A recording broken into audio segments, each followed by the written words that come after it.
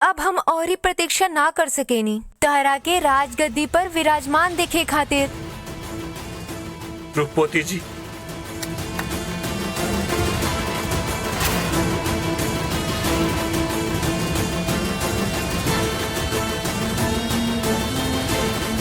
और ये ले जालो इनके और ये राज्य अभिषेक खातिर वस्त्र पहनाओ लोग। हम करनी ना, हमें कहीं ना जाए के हाँ। हम इंजे अपने वैष्णवी का इंतजार करब। तू पानी पियाए के पहले ही साबित कर देले बाड़ू कि तोहरे पे भरोसा ना करल जा सकेला। बहुते मूर्ख होला लोग मनुष्य। बस यही से कि हम तोहरा के बोले की अनुमति दे देनी तो कुछ बोलत जाता रह। भूला मत, ये हमार लोग है और हम यहाँ के रानी है। यहाँ न तोहरा इच्छा से कार्य होई और न तोहार वश चली। शीघ्र ही तू हमरा यौवन पे मोहित हो जाइबा, अपन सारा पति धर्म भूल जाइबा। जब तक हमार सांस चलत बा हम वैष्णवी के अलावा और केहू के बारे में सोच ना सकीला। और हमके पूरा यकीन बा कि हमार वैष्णवी हमके ढूंढत ढूंढत यहाँ तक जरूर पहुंची और हमके यहाँ से बाहर लेके भी जाई। स्वप्न है ये तोहार।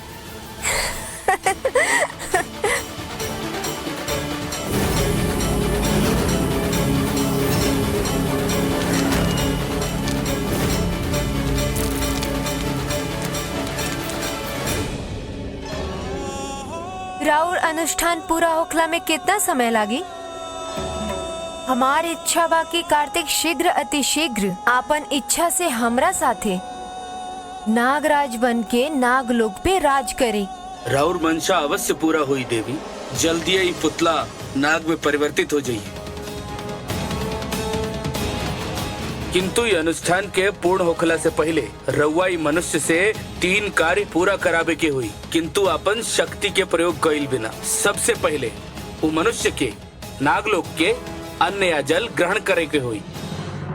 ऊ तो हम कर चुकल बानी। दूसर ई जो मनुष्य के नागलोक के एक वासी के साथ सहानुभूति अथवा दया के संबंध स्थापित करे के हुई। एक ऐसा संबंध जो मन से पवित्र हो, छल से रहित हो। और तेसर एवं अंतिम कार्य हुई नृत्य, जो अपन इच्छा से करिए। और 3 कार्य ई अनुष्ठान से पूर्व संपन्न हुई, तबे वो मनुष्य के परिवर्तन संभव बाटे। अन्यथा ये अनुष्ठान के कौनो अर्थ नहीं के। हम जाना तानी हमरा का करे के बा। रउआ अपन कार्य जारी रखी।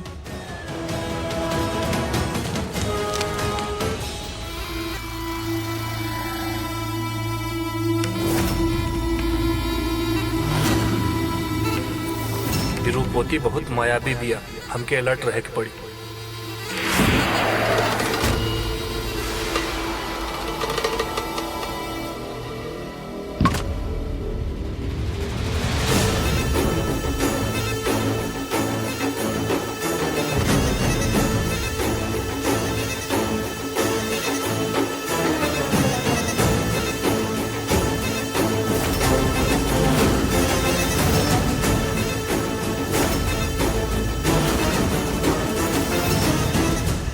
रूपवती का कर तू हमरे साथ तू? हाँ,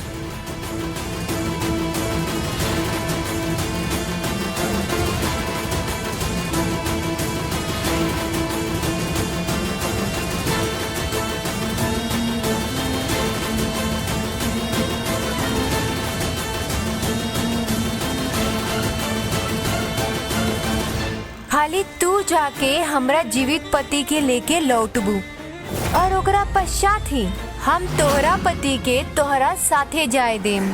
अगर तू हमरा पति के लाए में असमर्थ रहलू तो अपना पति के भी भूल जइहा। ओम ऐं ह्रीं क्लीं चामुंडाय विच्चे। ओम ऐं ह्रीं क्लीं चामुंडाय विच्चे।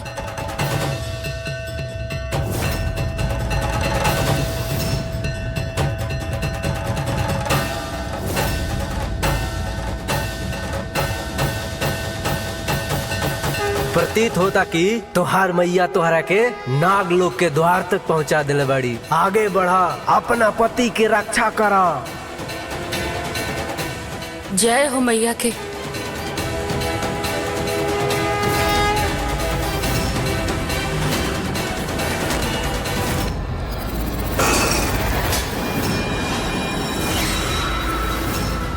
तोहार मैया तोहके केवल मार्ग दिखा सकेली, ओकरा पे आवे वाला संकट के सामना तोहरा स्वयं करे के पड़ी।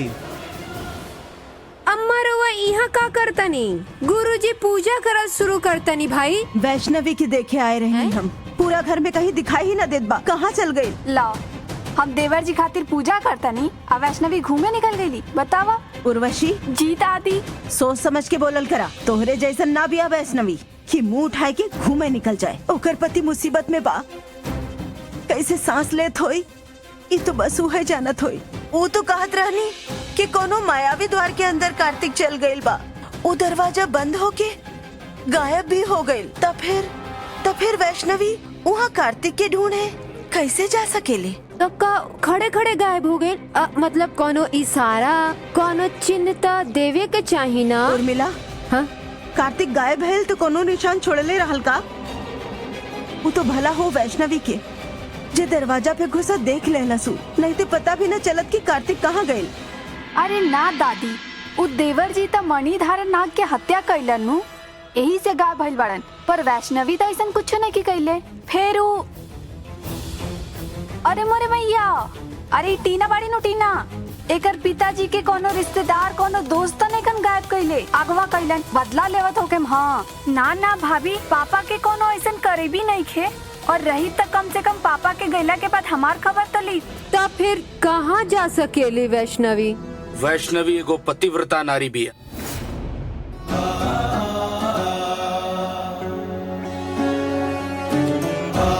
गुरुजी, अब आप ही बताएं, का सचमुच वैष्णवी कार्तिक के पास चल गई बिया?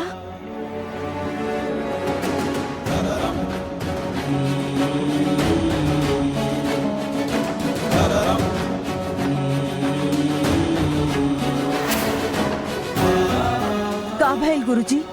यहाँ कुछ तो अलौकिक भइल बा। हम ही तना बता सके नहीं कि वैष्णवी कहाँ बाड़ी, किंतु वैष्णवी मैया के परम भक्त बाड़ी। मैया ओकरा के कार्तिक तक अवश्य पहुँचा दी। हमनी के पूजा जारी रखे के हुई। अगर ये पूजा सफल रहल तो सब कुछ ठीक हो जाए। कार्तिक वैष्णवी अवश्य वापस आई है। आई रहुआ सब हमरा साथे। हाँ, आई अम्मा चली। खाली तू जाके हमरा जीवित पति के लेके लौटबू, और ये ओकरा पश्चात ही हम तहरा पति के तहरा साथे जाए देम। अगर तू हमरा पति के लाए में असमर्थ रहलू तो अपना पति के भी भूल जइहा। आधा पूर्ण हो चुकल बड़े देवी।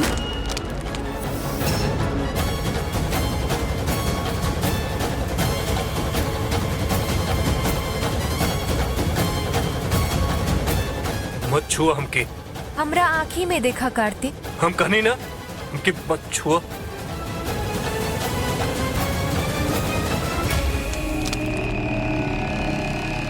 कितना महत्वपूर्ण कार्य बा रूपवती के समक्ष ओकरा के पूर्ण करे खातिर, और ई बाकी कार्तिक के देखला में आपन समय व्यर्थ कर दिया। कुछ करी देवी, रहुआ रूपवती के जितना बुद्धिहीन समझतानी वो उतना बुद्धिहीन ना बिया। कोनो मनुष्य के नागलोक ले आइला से वो नाग में परिवर्तित ना हो जाला, और भी प्रक्रिया करे के होला। जैसे सबसे पहले ओके ये स्थान अपनावे के हुई, ओके बाद यहाँ के रहे वालन के भी अपनावे के हुई, और फिर यहाँ के संस्कृति के, ओकरे पश्चात ही पूर्ण रूप से नागलोक के वासी बन सकेला। एक बूंद जल के ग्रहण कैले से कार्तिक एक पड़ाव तो पार कर गई। अब अपने इच्छा अनुसार ओकरा के दूसरा और तीसरा पड़ाव पार करे के हुई। फिर ओकरा के नाग में परिवर्तित होवे से केहू न रोक सकेला। हर पड़ाव के पार कैला के बाद ओकरे भीतर के नाग प्रवृत्ति तीव्र होत जाई, और जैसे ही ओकर मन परिवर्तित हो गई फिर वो कबो मनुष्य न बन पाई। फिर ओकरा के यहाँ रह पड़ी और यहाँ के राज सिंहासन संभाले के पड़ी।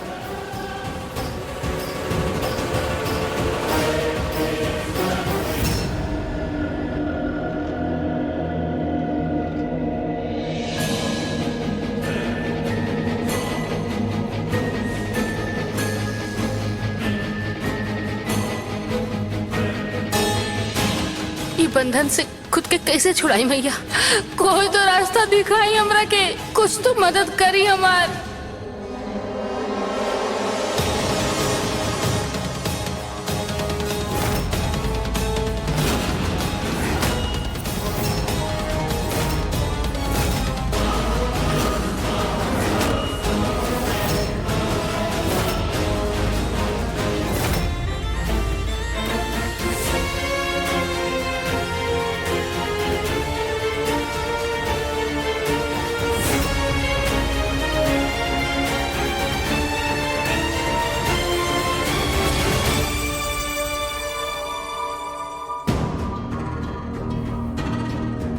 वृक्ष के नाम काहे परिवर्तित होत बा देवी? जब रूपवती कार्तिक के एह वृक्ष से बंधले रहिल तब ओकरा के एक संबंध हो गईल रहा एह वृक्ष से, और अंतिम पड़ाव पार होए के बाद जैसे ही कार्तिक पूर्ण रूप से परिवर्तित हो जाए, ई वृक्ष के रंग भी पूर्ण रूप से परिवर्तित हो जाए।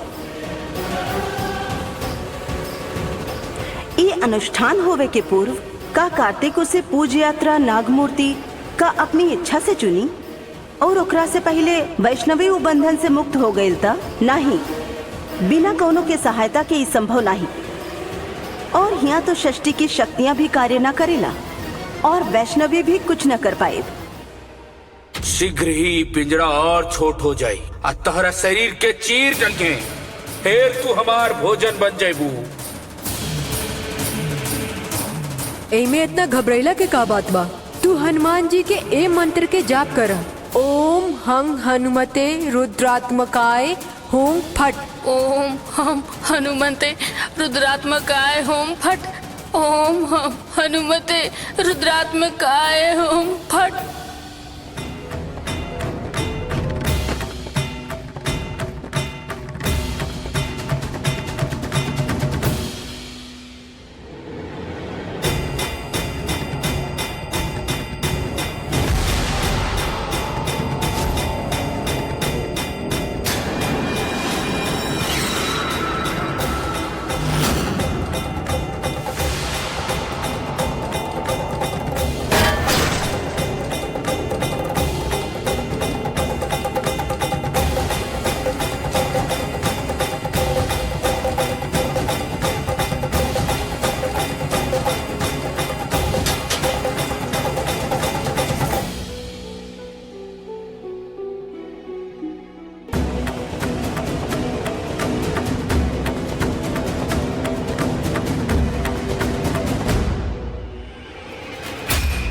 देवी, अनुष्ठान पूर्ण होवे के बा, किंतु कार्तिक के नृत्य करे के कोनो असर नहीं के बा।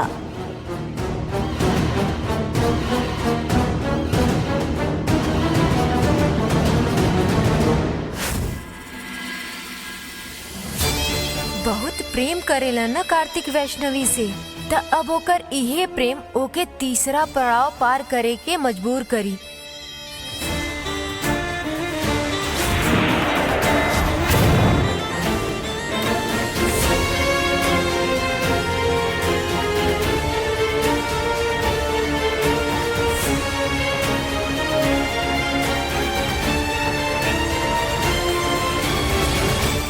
कार्तिक जी,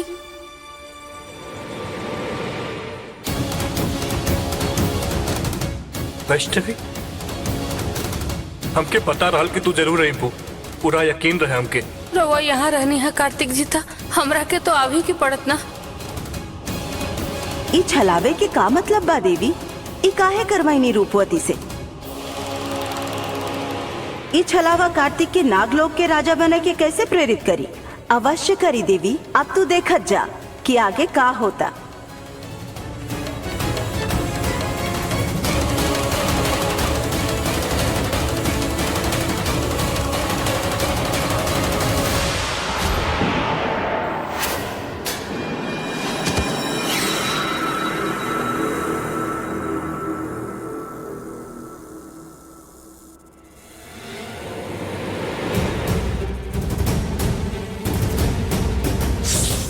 वैष्णवी,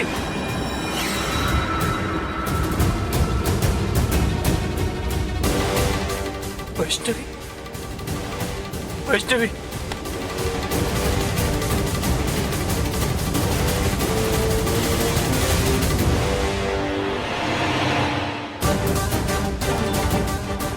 वैष्णवी उठ।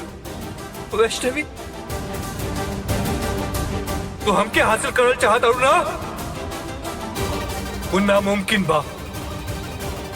ऐसे कि हमार जिंदगी हमार वैष्णवी का अमानत हो, और तू ओकरे कही का कह देलू? तू तुहार धर्म पत्नी जीवित हो सकेली, किंतु तबे कि जब हम तो के जौन कहे तू ऊ करब तब।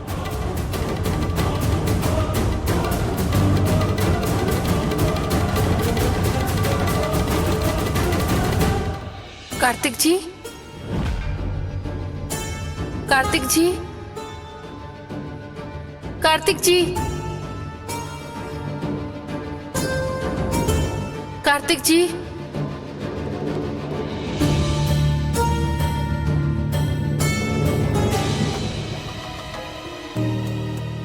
कृपा करके और वैष्णवी के जीवित करी।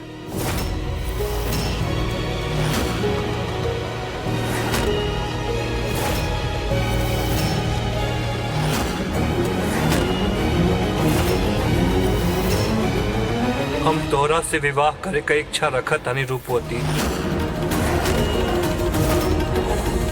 कार्तिक जी,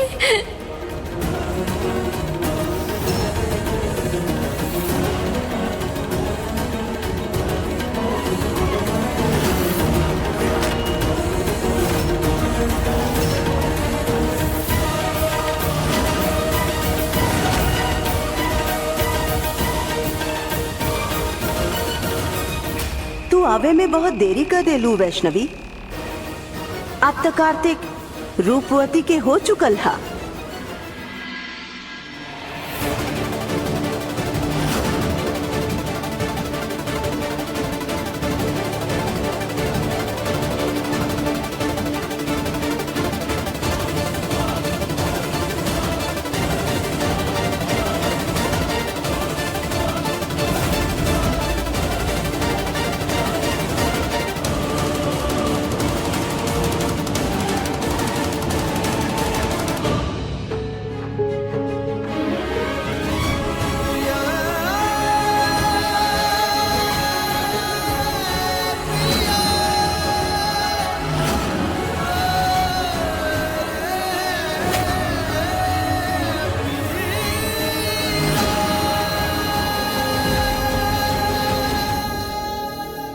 वैष्णवी, काबिल वैष्णवी, वैष्णवी,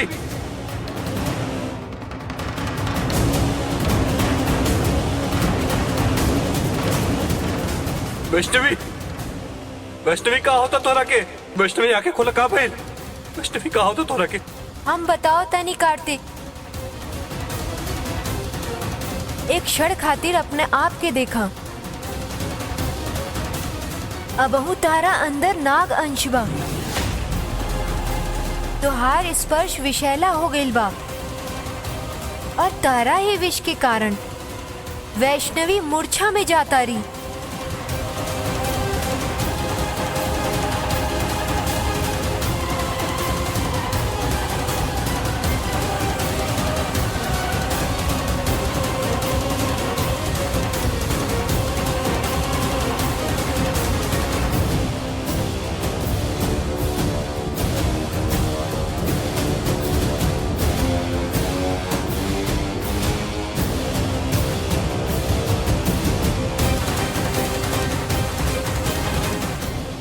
वैष्णवी, कार्तिक जी,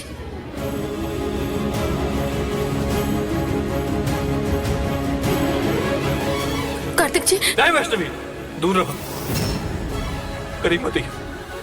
हमारे वजह से तुम्हारी जान खतरा में आ जाए, दूर रहो।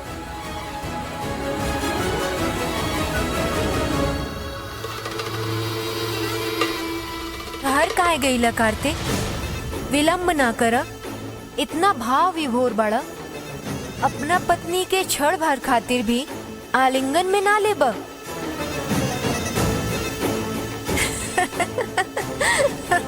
ना ले पैब,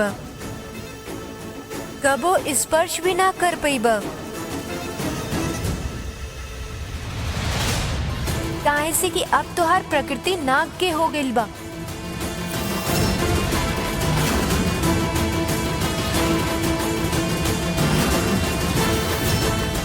और तू वैष्णवी, बहुत सुन ले बानी तोहरा बारे में, तब तू सुन ल। अब कार्तिक हमरा से विवाह करके ये नाग लोग के राजा बन जाई हैं और हम उनके रानी।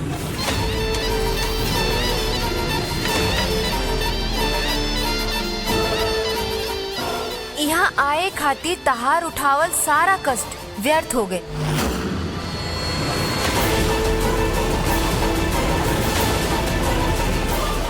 रउआ तो कल रहनी कि अगर वैष्णवी यहाँ आ गई तो रउआ हमके ओकरे साथ जाए दे।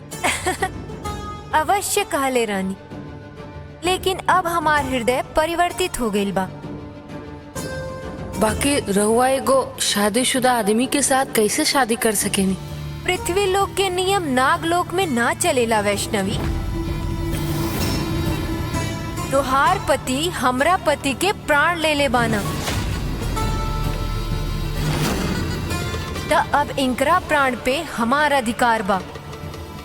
इन्हीं के हमार पति बने के पड़ी। बाकी रहुआ के रौर पति वापस मिल जाए तब? ये असंभव बा। वैष्णवी, ये कैसे हो सकेला? सर्प प्राण प्रतिदान यज्ञ से। गुरुजी हमरा के बतवलन कि मणिधार नाग पृथ्वी लोक पे मृत्यु के बाद भी जीवित कैल जा सकेलन, काहे कि उनकर मरला के काफी देर बाद तक भी उनकर प्राण उनकर शरीर के आसपास ही भटकल रहेला। ऐसन में उ यज्ञ से उनकर प्राण वापस लौट सकेला।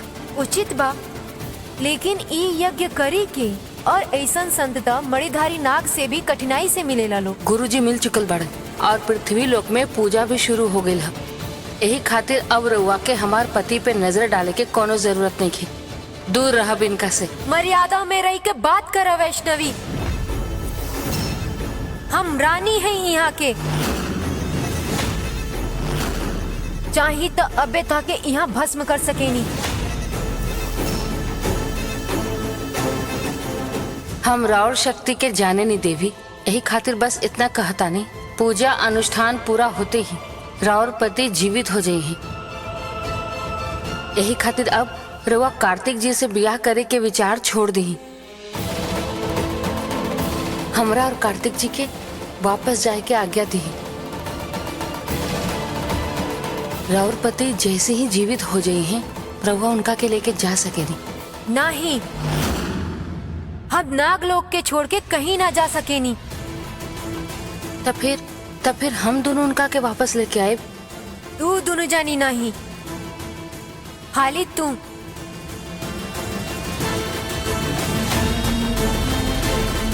खाली तू जाके हमरा जीवित पति के लेके लौटबू और ओकरा पश्चात ही हम तोहरा पति के तोहरा साथे जाए देम। अगर तू हमरा पति के लाए में असफल रहलू तो अपना पति के भी भूल जइहा। ना ना, हम कार्तिक जी के यहाँ अकेला छोड़ के ना जाए, वो हमारे साथ चली ही।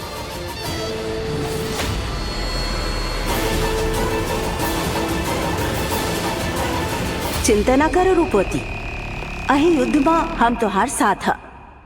चलिए कार्तिक जी।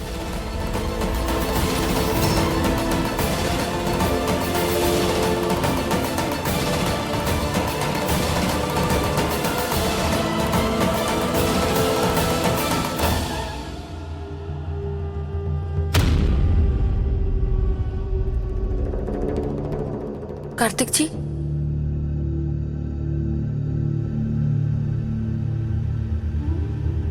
नहीं वैष्णवी, तुम्हें पृथ्वी लोक अकेले ही जाए के हुई। हम रूपवती के ना छोड़ सकीला।